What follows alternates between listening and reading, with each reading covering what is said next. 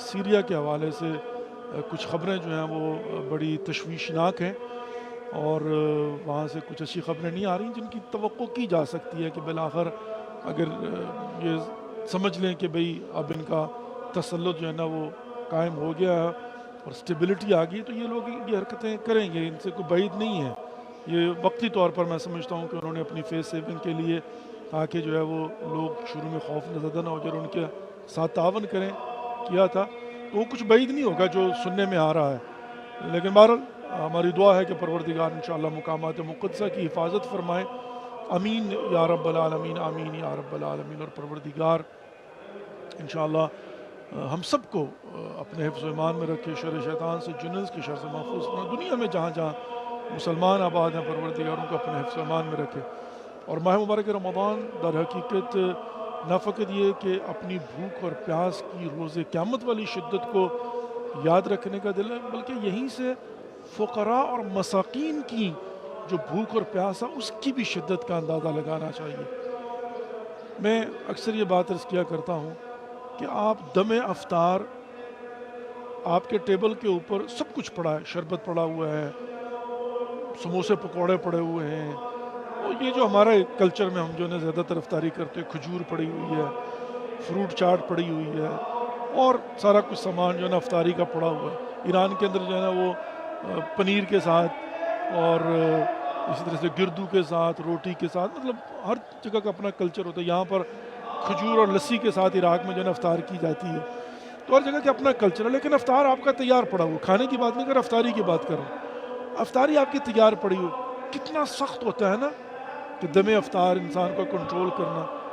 تھوڑی سی شدت ہوتی۔ تصور کریں اس مسکین کے متعلق کہ جس کو بھوک لگی ہے اور ٹیبل پر کچھ نہیں پڑا ہوا۔ آپ کو تو امید ہے نا کہ ابھی روزہ کھولے گا آپ کھا لیں گے، اور آپ نے بعضوں کا دیکھا بھی کتنی شدت ہوتی ہے نا کہ جو ہی اللہ اکبر تو فوراً جھپڑ پڑتے ہیں اور جناب پیٹ بھر کے کھاتے ہیں۔ لیکن وہ بیچارے مساکین، فقراء کہ جن کے پاس کھانے کو ہے ہی کچھ نہیں، امید ہی کوئی نہیں۔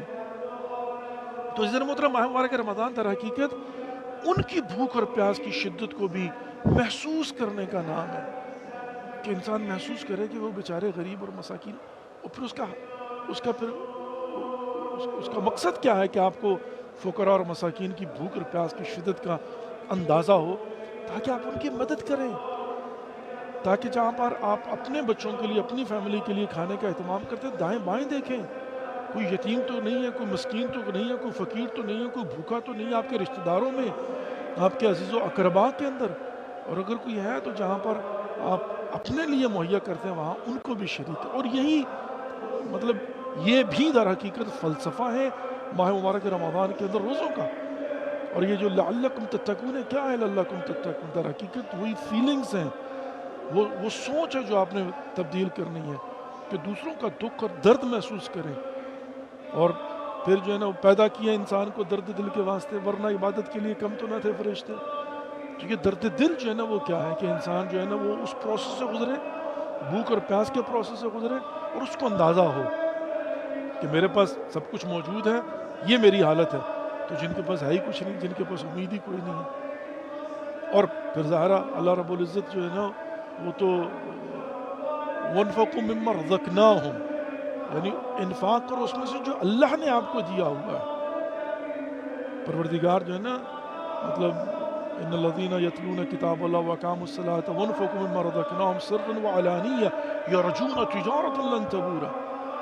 یہ وہ تجارت ہے جو انسان اللہ کے ساتھ کرتا ہے جس کو کبھی نقصان نہیں ہے، نقصان ہے ہی نہیں اس کے اندر، ون ون گیم ہے۔ کیا ہے ون ون گیم؟ کہ آپ جو ہے نا فقراء اور مساکین کا خیال رکھتے ہیں، اللہ کی مخلوق کا خیال کرتے ہیں، بھوکے کو کھانا کھلاتے ہیں۔